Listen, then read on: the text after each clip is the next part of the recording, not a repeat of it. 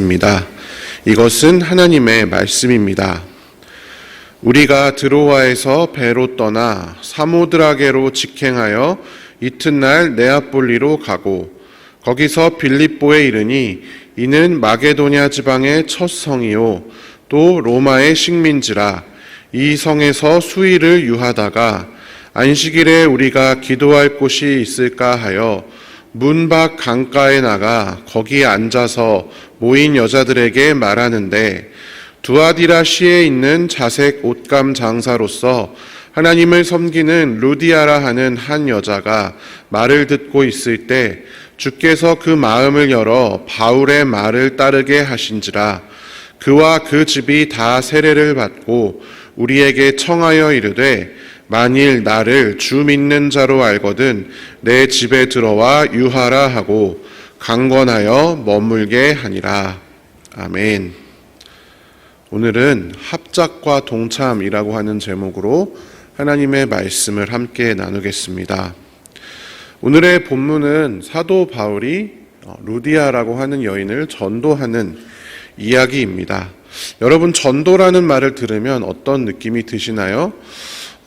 저도 목사임에도 불구하고 저도 마찬가지고, 아마 대부분 전도라는 말을 이렇게 혹시나 전도하십시오 이렇게 들으면 부담스러워하는 경우가 많을 것이라고 생각을 합니다. 저 역시 전도하는 것이 쉽지 않습니다. 제가 신학대학원 다닐 때 전도를 좀 잘해보고 싶어가지고 전도 동아리라고 하는 동아리가 있는데 거기에 들어갔었습니다. 그럼 이제 건국대학교에 가가지고 그 지나다니는 학생들에게 가서 복음을 전하는 그런 일이었는데요. 그게 참 어렵고 쑥스러운 일이더라고요. 가장 큰 두려움과 어려움이 무엇이냐면 거절당하는 것에 대한 두려움이었습니다. 웬만하면 제가 덩치도 크고 약간 위협적이니까 제가 이렇게 말을 걸면은 무시하고 지나가기가 쉽지 않을 것처럼 저는 생각이 되는데, 그냥 이렇게 대학생, 저보다 한참 어린 대학생들이 잠시만 저기 이렇게 말 걸면은 이렇게 쳐다보지도 않고 그냥 싹 지나가는 그 뒷모습을 보면서 그 거절감과 굴욕감이 굉장합니다. 그래서 저는 그런 자꾸만 핑계를 댔던 것 같습니다. 사람들이 내가 다가가면 겁나서 그런가 보다, 그렇게 생각하고 친구랑 이제 2인 1조를 이뤘습니다. 그래서 친구가 복음을 전하면 저는 뒤에서 미소를 띠고 뒷짐지고 이렇게 서 있었는데, 지금 생각해 보니까 그게 더 무섭지 않았을까, 그런 생각이 듭니다. 아무튼 참 전도라는 게 어렵습니다. 이렇게 노방 전도하는 것도 어렵지만 아는 사람을 전도하는 것도 쉽지 않습니다. 우리 주변에 보면 우리 가족들 20년, 30년째 전도를 시도하고 있다, 이런 분들을 쉽사리 찾아볼 수 있죠. 저희 가족도 그랬습니다. 저희 아버지가 교회를 안 다니시는 분이었기 때문에 저희 어머니가 30년 동안 아버지를 놓고 기도하고 전도를 이렇게 해서 결국에는 이제 하나님을 믿고 이제 돌아가셨지만, 아무튼 그렇게 쉽지 않습니다. 모르는 사람은 그냥 지나가 버리면 잊어버리면 되는데, 친구 아니면 아는 사람, 가족으로부터 그런 무시를 당하거나 거절을 당하거나 그러면 나도 기분이 나쁠 수도 있고, 아니면은 혹시나 저 사람이 내가 지나치게 저렇게 해서 기분이 상해서 나와의 관계가 틀어지면 어떡할까, 그런 걱정이 되기도 합니다. 그만큼 전도라는 것은 쉽지 않고 어려운 것이다, 우리가 느끼기에 경험적으로도 그렇다라는 것입니다. 오늘 본문을 통해서 사도 바울이 이 루디아를 전도하게 되는 이 과정을 통해서, 이 과정을 우리가 함께 따라가면서 복음이 한 사람에게 전달되기까지 어떤 일이 일어나는지, 또 우리가 이 복음을 다른 사람에게 전하고자 할 때에 무엇을 먼저 해야 하는지를 함께 살펴보고자 합니다. 오늘 본문에서 사도 바울은 두아디라시에 있던 루디아를 만나게 되는데, 기본적으로 여러분, 유럽 선교의 첫 발을 내딛는 장면이 이 사도행전 16장입니다. 마케도니아 지방, 지금의 그리스 남동부 지방의 빌립보라고 하는 도시, 그곳에서 루디아를 만나게 됐고, 이 루디아는 역사적인 그 유럽의 첫 세례자가 되었습니다. 그런데 우리가 그 과정을 살펴보기에 앞서서 당시에 사도 바울은 어떤 상황이었는가, 유럽에 가서 하나님의 복음을 전한다는 것이 어떤 의미이고, 또 우리가 노방전도나 아니면 관계전도 하는 것보다 얼마나 어렵고 힘든 상황이었는지를 또 함께 이해해 볼 필요가 있습니다. 우리가 익히 알다시피 사도 바울은 원래 유럽에는 전도하러 갈 생각이 없었습니다. 그래서 아시아로 향해서 가는 길이었는데 사도행전 16장 1절부터 쭉 10절까지를 살펴보면 이 사도 바울의 여정이 기록되어져 있는데요. 6절에서 아시아에서 말씀을 전하려고 하는 것이 원래 사도 바울의 계획이었는데 성령이 막습니다. 그러자 이 사도 바울이 또 다른 길을 택해서 유럽이 아닌 다른 아시아 지역으로 갔는데 또 그곳에서 예수의 영이 그것을 허락하지 않으셨습니다. 그래서 어떻게 해야 되지 고민하면서 밤에 자고 있는데 꿈에서 마케도니아 사람이 나타나서 일로 와서 우리를 도와주십시오 이렇게 간청하고 그 환상을 보고 유럽으로 가는 것, 마케도니아 지방으로 가는 것이 하나님의 뜻이구나 확신하고 이제 그 다음에야 마케도니아 지방으로 건너가게 됩니다. 마케도니아라고 하는 지방은 오늘날에도 마케도니아라고 하는 나라가 있지만 우리가 너무나 잘 알고 있는 알렉산더 대왕이 원래 마케도니아라는 왕국의 왕입니다.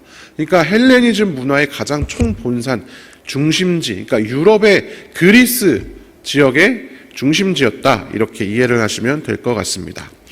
왜 사도 바울은 아시아에서 복음을 전하고자 하고 유럽으로는 가려고 하지 않았을까요? 한 번 하나님 성령에 막았으면 아닌가 보다 하고 건너갈 수도 있는데 왜 굳이 또 유럽은 전혀 생각하지 않고 다른 아시아 지역을 전하려고 했을까요? 당시에는 로마 제국이 지중해 전역을 다스리고 있었습니다. 그러니까 아시아 지역이나 유럽 지역이나 다 결국엔 로마 땅인 것은 마찬가지입니다.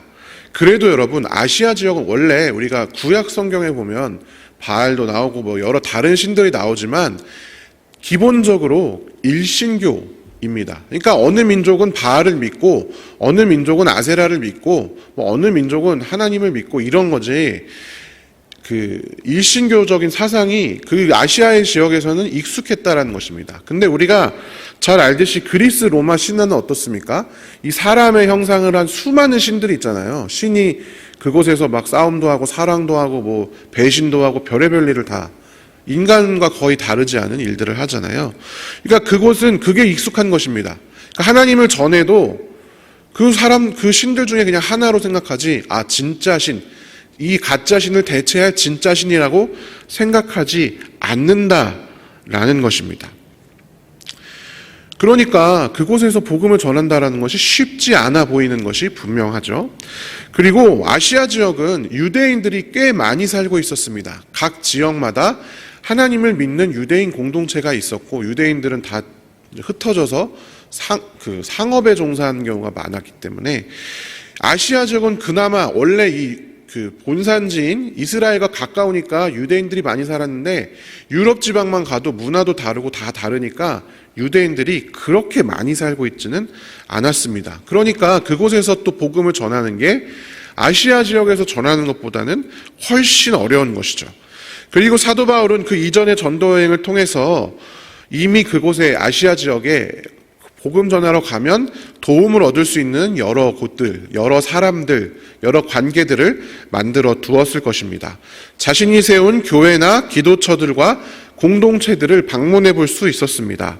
그러니까 복음을 조금 더 효율적으로 전하기에는 좋은 환경이 사도 바울에게 조성되어 있었습니다. 아시아 지역에서는 그곳에서 많은 열매를 보고 또 이미 전도한 사람들에게 좀 더 그들을 세워주는 역할을 아마 사도 바울이 하고 싶었던 것 같습니다. 그래서 아시아로 한 번 더 가려고 시도했습니다. 그러나 그것은 바울의 일이 아니었습니다. 고린도전서 3장 5절 하반절에서 6절까지 보면 나는 심고 아볼로는 물을 주었다 이렇게 기록이 되어져 있습니다. 그러니까 하나님께서 사도 바울에게 계획하신 것은 계속 다른 지역으로 가서 심는 역할이었고 그것을 키우고 자라게 하고 그곳에 좀 더 많은 열매를 보게 하는 것은 다른 사람들에게 하나님께서 맡기셨다라는 것을 알 수가 있습니다. 그 아시아, 그나마 그래도 복음 전파하기 그나마 편하다고 하는 그 아시아에서도 사도 바울은 온갖 핍박을 받고 죽음의 위기를 겪었습니다. 그런데 유럽은요, 한층 더한 곳 아니겠습니까? 아까 말씀드렸다시피 전혀 다른 문화권, 신에 대한 이해 자체가 완전히 다른 그곳이 바로 유럽입니다. 그러니까 아시아 지역에서 있었던 것이 전도라고 한다면 우리가 그냥 일반적으로 인식하는, 이제 유럽에 가서는 선교를 하게 된 것이죠. 전혀 말도 통하지 않는, 우리가 선교 간다고 하면 그런 거 생각하잖아요. 실제로 본질은 같지만 그런 정도의 이해하기 쉽게 그런 정도의 어떤 차이가 있다라는 것입니다. 그 중에서도 이 빌립보라고 하는 도시는 아시아에서 유럽 지역으로 넘어가는 그 관문에 있는 커다란 성이었습니다. 오늘 본문 12절 상반절에 보면 빌립보가 마케도니아 지방에서 으뜸 가는 도시요 로마 식민지였다, 이렇게 기록이 되어 있습니다. 그 개역개정에 보면 마케도니아 지방의 첫 성이다, 이렇게 기록이 되어져 있습니다. 그러니까 첫 성이라고 하는 말은 우리가 아시아에서 유럽으로 건너가려면 가장 처음 만나게 되는 성이다, 이렇게 의미한다고 볼 수도 있지만 사실은 아까 이 새 번역처럼 으뜸 가는 성, 그러니까 가장 큰 성, 가장 발전된 도시를 뜻합니다. 빌립보가 엄청나게 큰 성이었다라는 것입니다. 그리고 아까 본문 12장 12절 상반절을 살펴보면 로마 식민지였다라는 이름이 기록이 되어져 있습니다. 그런데 여러분, 아까 말씀드렸다시피 이미 그때 당시는 지중해의 모든 곳이 다 로마의 지배하에 있었습니다. 빌립보만 로마 식민지가 아니라 다른 데도 다 로마 식민지잖아요. 근데 왜 그럼 빌립보를 굳이 로마 식민지라고 말을 했을까? 이거는 번역하다 보니까 로마 식민지가 되었지, 실제로는 콜로니엄이라고 하는 계획 도시를 뜻하는 것입니다. 그러니까 군인들이 거기에 주둔하면서 군인들이 신도시를 만든 것이죠. 원래 그리스 지형은 고대부터 그리스니까 그리스식 도시가 다 있잖아요. 그러니까 그거 원래 있던, 옛날부터 있던 도시가 아니라 로마가 계획해서 철저히 자신들의 방식으로 새롭게 만든 신도시가 바로 로마의 콜로니엄이라고 하는 것입니다. 그때 당시에 로마 지중해 세계에는 2대 식민지가 있는데 하나가 이집트에 있는 알렉산드리아고 하나가 빌립보입니다. 그러니까 식민지, 로마가 직접 세운 지중해 세계의 그 식민 도시 중에서도 가장 크고 가장 계획적이고 가장 발전한 곳이 빌립보다라고 하는 것입니다. 그러니까 사도 바울은 이 빌립보 성에 발을 디딘 것입니다. 난생 처음으로 유럽에 가봤는데 그 유럽 들어간 그 곳이 엄청 크고 복잡하고, 우리가 지금도 옛날 구도시랑 신도시랑은 느낌이 완전히 다르잖아요. 그것처럼 전혀 막 처음 와보는 그런 구조를 가진, 뭔가 계획적이고 뭔가 아주 훌륭해 보이는 그런 복잡한, 막 사람들이 바쁘게 살아가고 있는 엄청나게 큰 도시에 사도 바울이 방문했습니다. 내가 살던 세계와는 전혀 다른 신들을 생각하고 이해하고 믿는 세계, 여러분 이곳에서 어떻게 전도를 할 수가 있겠습니까? 사도 바울도 하나님께서 명령하시니까 왔는데 와서 보면서 좀 더 생각보다 더 난감했을 것입니다. 도대체 어떻게 해야 할까? 아마 실패를 많이 했을지도 모르겠습니다. 성경에서 자세히 살펴보면 빌립보 성에서 그냥 며칠 동안 일단 지낸 것으로 되어져 있는데, 그동안 물론 이렇게 구경도 했겠지만 아마 전도를 시도하려고 하진 않았을까 싶은데 실패한 기록은 기록이 되어져 있지 않으니까요. 어쨌든 그 상황에서 사도 바울은 무엇을 했을까? 정말 전도가 되기 어려울 것 같은 이 상황에서 사도 바울이 택한 것은 예배였습니다. 오늘 본문 16장 13절을 세 번역으로 같이 한번 읽어보겠습니다. 안식일에 성문 밖 강가로 나가서 유대 사람이 기도하는 처소가 있음직한 곳을 찾아갔다. 아멘. 사도 바울은 전도에 앞서서 먼저 예배를 하는 사람이었습니다. 사도 바울이 아마 당시에 빌립보의 어딘가에 숙소를 잡았겠죠. 그때 실라와 디모데와 그리고 의사 누가와 함께 있었을 것으로 추측이 됩니다. 빌립보에서는 기독교인들은 그 사람들이 전부였습니다. 애초에 기독교인이 없는 땅이니까. 그리고 유대인들도 얼마 없었던 것 같습니다. 보통 유대인들이 어느 정도 있는 도시에는 그 도시마다 회당이 있어서, 다른 그 사도행전의 본문들 살펴보면 사도 바울이 회당에 가서 복음을 전하는 장면을 볼 수 있는데, 빌립보에는 그 회당이 없었습니다. 그렇게 큰 도시임에도 불구하고. 그러니까 자기가 예배를 드릴 장소가 없는 것이죠. 유대인 공동체 자체가 형성되어 있지 않은 도시였습니다. 그 큰 빌립보라는 도시에서요.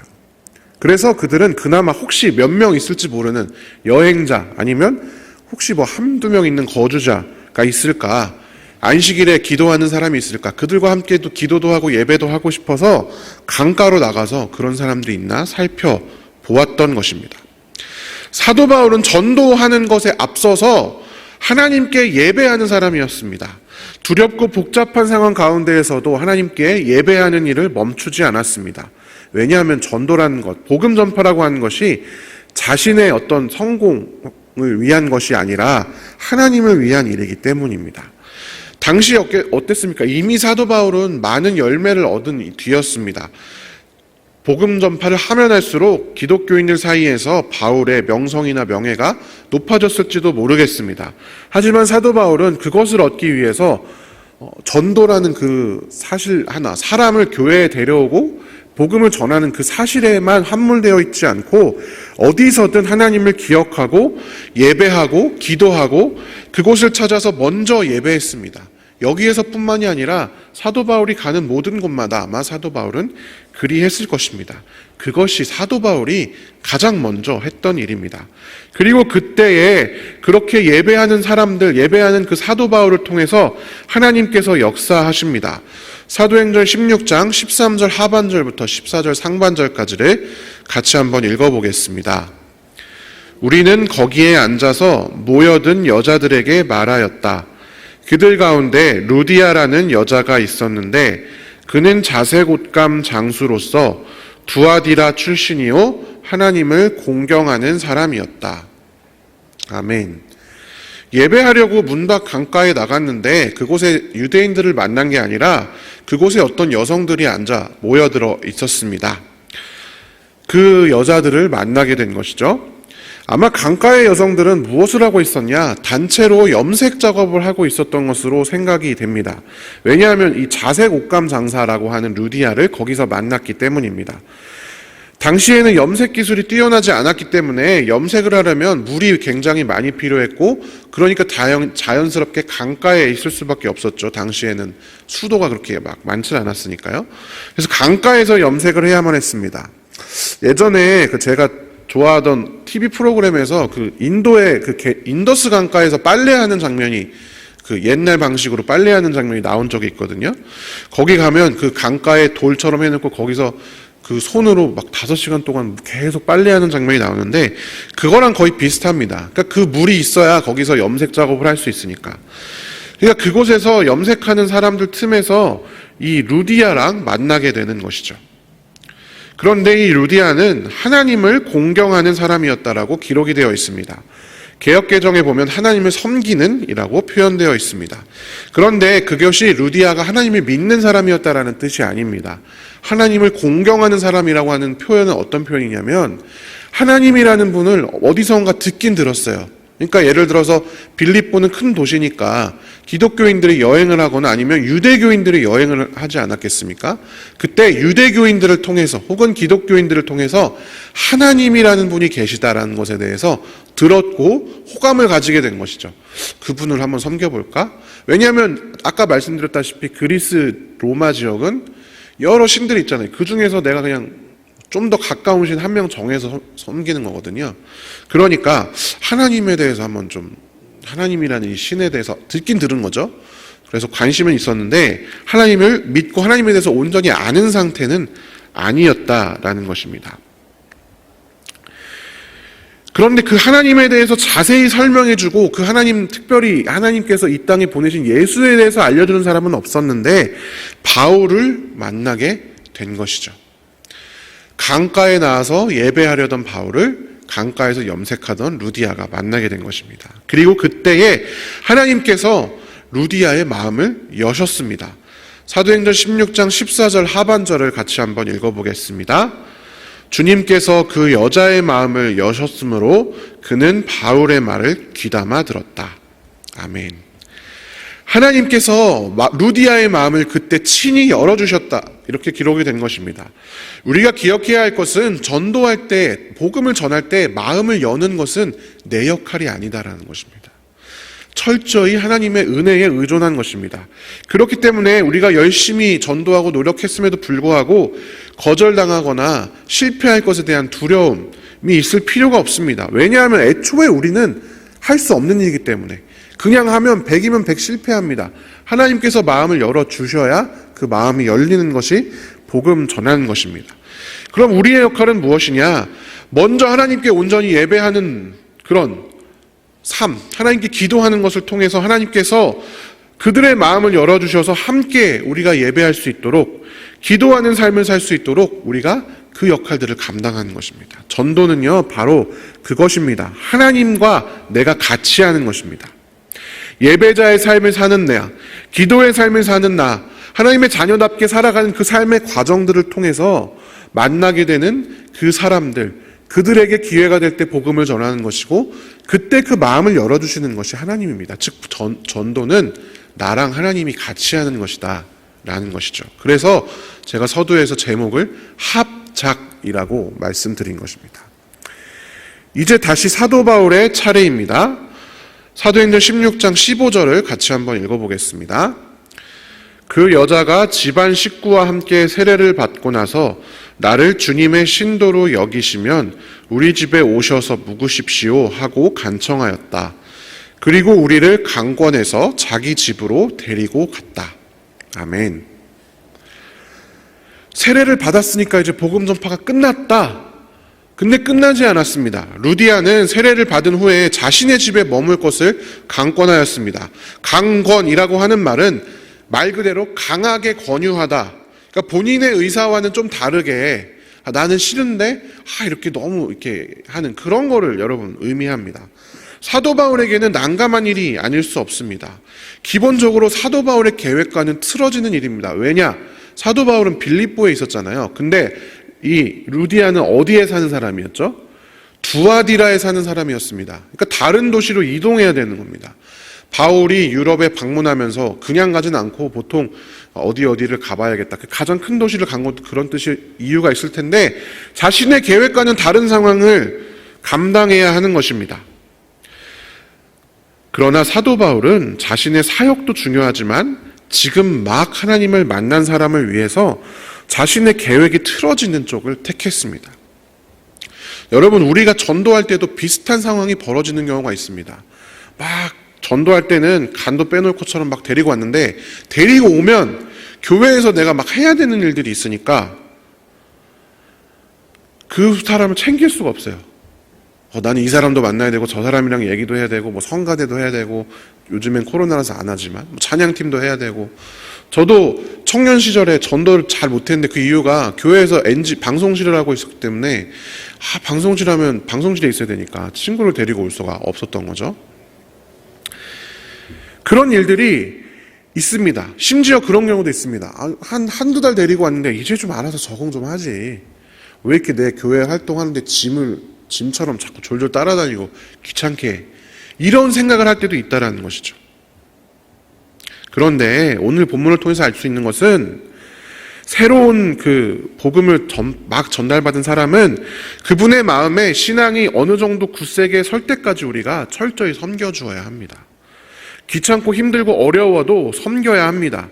그리고 이러한 섬김이 헛되지 않습니다. 여러분, 루디아가 그렇게 강권해서 사도 바울이 루디아 집으로 갔잖아요.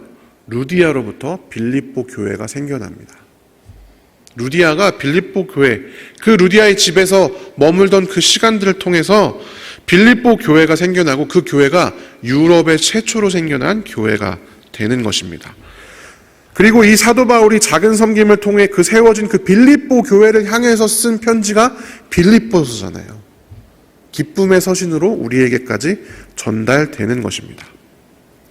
사랑하는 성도 여러분, 복음 전파는 나 혼자 하는 것이 아니라 하나님과 함께 하는 것입니다. 하나님도 마찬가지입니다. 하나님 혼자 하시지 않고 동역자인 우리를 찾고 계십니다. 그렇기 때문에 복음 전파는 하나님과 사람의 합작품입니다. 그리고 사람은 그 하나님의 계획에 동참해야 할 책임이 있습니다. 루디아를 향한 하나님의 그 세밀한 계획, 그 한 명을 향한 세밀한 계획을 통해서 빨레토에서 루디아와 바울은 서로 만났습니다. 그리고 그 순간 그들은 그 계획에 충실한 동참자가 되었습니다. 복음을 전하고 그 복음을 들었습니다. 인간을 향한 하나님의 열심과 하나님을 향한 인간의 사도 바울의 열심이 만나서 한 영혼이 구원되는, 그리고 그 땅을 통해 교회가 생겨나고 성경이 기록되는 하나님 나라의 기적이 나타나게 되는 것입니다. 빌립보서 1장 3절부터 6절, 그 빌립보 교회에게 쓴 그 빌립보 편지에 이렇게 기록되어 있습니다. 같이 한번 읽어보겠습니다. 나는 여러분을 생각할 때마다 나의 하나님께 감사를 드립니다. 내가 기도할 때마다 여러분 모두를 위하여 늘 기쁜 마음으로 간구합니다. 여러분이 첫날부터 지금까지 복음을 전하는 일에 동참하고 있기 때문입니다. 선한 일을 여러분 가운데서 시작하신 분께서 그리스도 예수의 날까지 그 일을 완성하시리라고 나는 확신합니다. 아멘. 복음을 전하는 일에 첫날부터 지금까지 동참하는 성도들, 그리고 예수님께서 그 날을 완성하시기까지 우리는 동참하고 그분도 우리와 함께 일하시는 것입니다. 사랑하는 성도 여러분, 말씀을 정리하겠습니다. 예배의 삶을 사시기 바랍니다. 예배라는 것은 단순히 교회에 와서 예배 참석하는 것이 전부가 아닙니다. 하나님께서 우리의 주인이심을 기억하는 것입니다. 하나님의 뜻을 기억하면서 매 순간 어느 자리에 있든 예배를 할 수 없는 상황에서도 하나님이 우리의 주인이심을 기억하고 기도하고 성결하게, 정직하게, 선하게 사랑하며 섬기며 살아가는 것이 예배자의 삶입니다. 하나님의 자녀답게 살아가는 것입니다. 그리고 그러한 삶을 살아가는 과정 가운데 우리가 자연스럽게 마주치게 되는 사람들이 있습니다. 하나님께서 저 사람에게 복음이 필요한 것 같은데 라고 우리 마음에 주시는 그런 사람들이 생겨나게 됩니다. 그리고 그때 여러분, 그 마음을 외면하지 마십시오. 그와 함께하고 그에게 복음을 전하십시오. 그러나 우리가 실력이나 노력이나 준비를 해서 바로 그 사람이 복음을 전달받게 되는 것은 아닙니다. 하나님께서 그 마음을 열어주셔야 합니다. 그것을 기억하면서 혹 뜻대로 되지 않았더라도 실망하고 좌절하고 포기하지 않고 그 영혼을 위해 기도하십시오. 하나님께서 하나님의 때가 되어 그 영혼의 마음을 열어서 그 복음을 전달받을 때까지, 그러나 복음이 필요해 보이는 사람이 있다면 주저하지 않고 복음을 전할 줄 아는 그런 사람들이 되어야 합니다. 무엇보다 하나님의 일에 동참하기를 기뻐하는 귀한 성도들이 되시기를 바랍니다. 하나님과 함께하는 이 합작품, 이 아름다운 복음 전파의 일에 오늘도 동참할 수 있는, 오늘도 예배의 삶을 살아갈 수 있는 기회가 되는 사람들에게 복음을 전할 마음을 가질 수 있는, 그리고 그들을 위해 기도할 수 있는 우리가 되시기를 주님의 이름으로 축원합니다. 함께 기도하겠습니다. 사랑의 하나님, 감사합니다. 우리를 불러주셔서 하나님과 함께 복음 전파의 일을 감당하게 하시니 감사합니다. 이 일이 누군가 다른 사람의 일이 아니라 땅끝까지 증인이 되라 말씀하신 그 예수님의 그 명령에 순종하는 길임을 기억합니다. 우리 모두가 동참해야 할 일임을 기억합니다. 주님, 우리가 그것을 위해서 먼저 오늘도 예배의 삶을 살고자 기도의 자리에 나아왔습니다. 우리를 기쁘게 받아주시고 또한 이 예배의 삶을 통해서 하나님, 우리가 만나게 되는 사람들, 그들 가운데 하나님께서 마음을 주시는 그 영혼들을 위해 기도할 수 있는 우리가 되게 하여 주시옵소서. 또한 그 복음을 들고 그들과 만나고 그들과 교제하고 또 복음을 전할 때 하나님께서 우리와 함께 하셔서 지혜와 용기 주시며 또 그들의 마음을 열어주셔서 그들이 하나님의 복음을 듣고 위로받고 새 사람으로 변화될 수 있도록 주님께서 함께하여 주시옵소서. 무엇보다 우리가 복음을 이미 들은 자로서 하나님 나라의 백성으로서 살아가는 것이 무엇인지 잘 경험케 하시고 그 기쁨과 그 감사가 충만케 하여 주셔서 우리의 그 기쁨과 감사가 주변에 있는 믿지 않는 자들에게 자연스레 전달될 수 있도록 주님, 우리와 함께하여 주시옵소서. 하나님, 오늘도 환우들, 또 경제적인 어려움 때문에 고통받는 자들, 외로움과 배신감과 관계의 깨어짐 때문에 슬퍼하는 자들, 또한 깨어진 가정으로 인해 특별히 5월 가정의 달에 특별히 더 상처받고 더 외롭고 더 소외된 사람들 많이 있습니다.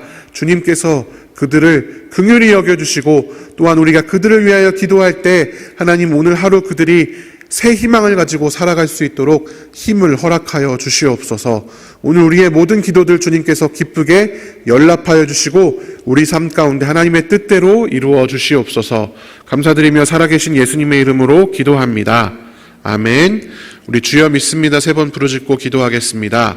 주여 믿습니다. 주여 믿습니다. 주여 믿습니다.